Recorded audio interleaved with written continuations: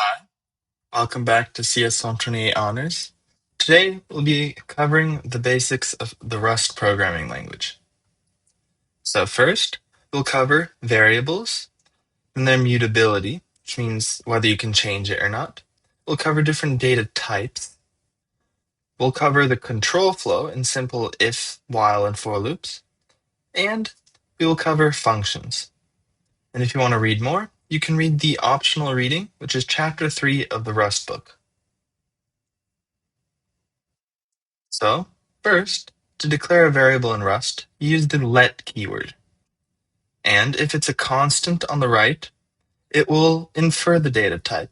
So by doing let x equals 5, you're telling it to infer the data type of 5, which is an 32-bit integer, which in Rust is represented as I32.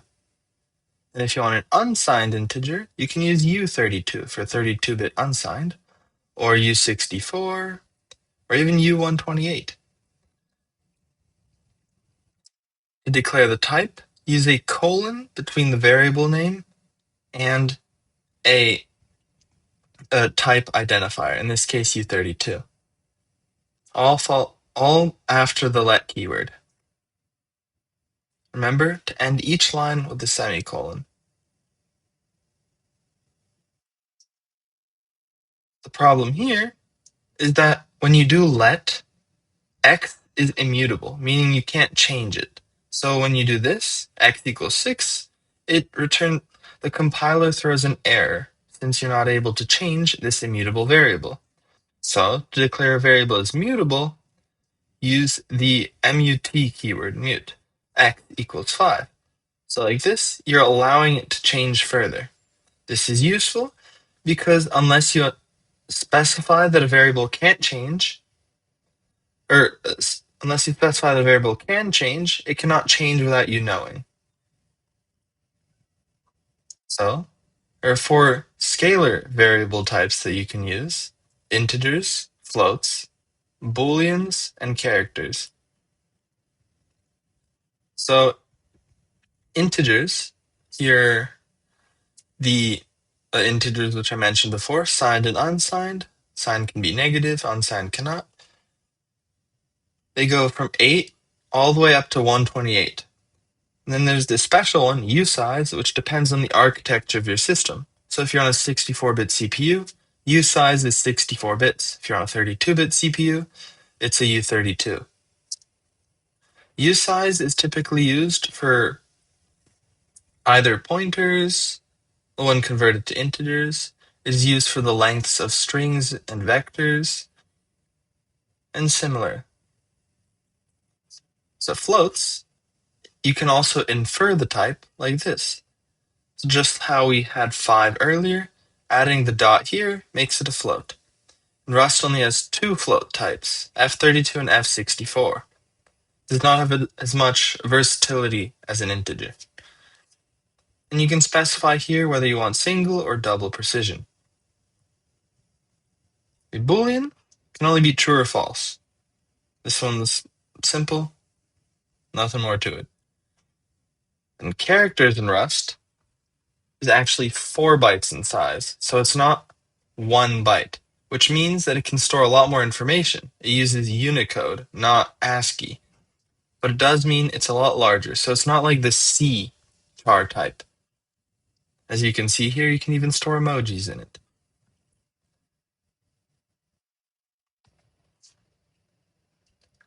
So, onto some control flow, we can use if statements. So you have an if, then the clause. You do not need parentheses, though you're welcome to add them. Then you can have brackets, then an else. You can chain these if-else operations as well, just like in C. Then onto loops. Rust has 3 kinds of loops: loop, for, and while. For and while you're probably familiar with. Loop is essentially while true. It's just an infinite loop until it breaks. The while checks the condition every time, as expected, and the for loop can loop through a range that you give it, an iterator, or a different type of collection. Let's first look at the loop. You can see here, it doesn't even check, it just jumps over and over. And in this case, we never increment x, especially since it's immutable, so this will never stop. The while loop is, as you're familiar, you can print, you can do anything in it until the condition is met. And the for loop is versatile. It can iterate through an array, as specified here. You can initialize an array with a bracket notation as such. But for an array, the size of the array must be known at compile time. So this, we know it's size 5 since we've specified it here. And then the for loop automatically knows how to iterate over this array. So this would go 1, 2, 3, 4, 5. It would print, I love the number 1, I love number 2, and such. Then to make a range, you give it 2 dots as such. So from 0 to 10, not inclusive though. So it would go 0, 1, 2, 3, 4, 5, 6, 7, 8, 9. If you wanted to include 10, then you can do dot dot equals, then n here. So now, moving on to functions. Functions are defined by the fn keyword, followed by the name and parameters. You specify the data type of the parameter, like you would with a variable. You put it after, separated by a colon. Then, after the name of the function and the parameters, you specify the return type on the right. So after this arrow, you tell the function that it's going to return a 32-bit integer. So here, if this condition is true, return x plus 1, otherwise return x plus 2.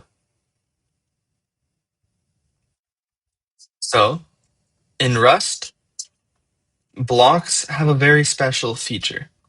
See, if you don't have a semicolon after it, the last expression of a block has the value of this block. So in this case, this is equivalent to just returning I32.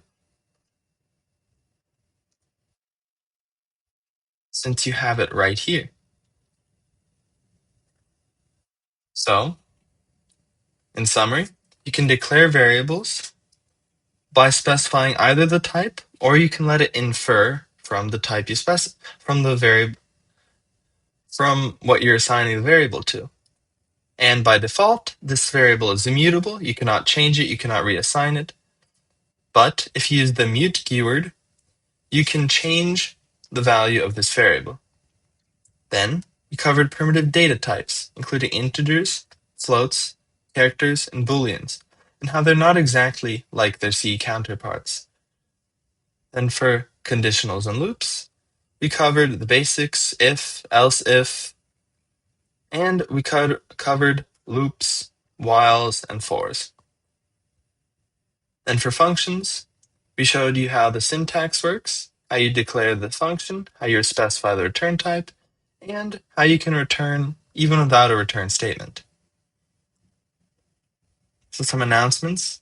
Homework 1 was released on Tuesday, and it is due a week from then, so it is due this Tuesday on the 16th at midnight. Then for a week after that, it is available for 70% credit. And also, remember to do all the onboarding tasks, set your name in the Discord. I think it's too late now for the class signups, but make sure to get your HCLAs in if you haven't already, if you're a James Scholar. And for the class signups, if you still need to, we may be able to see exceptions. I'll see. All right. Thank you for watching. See you next week.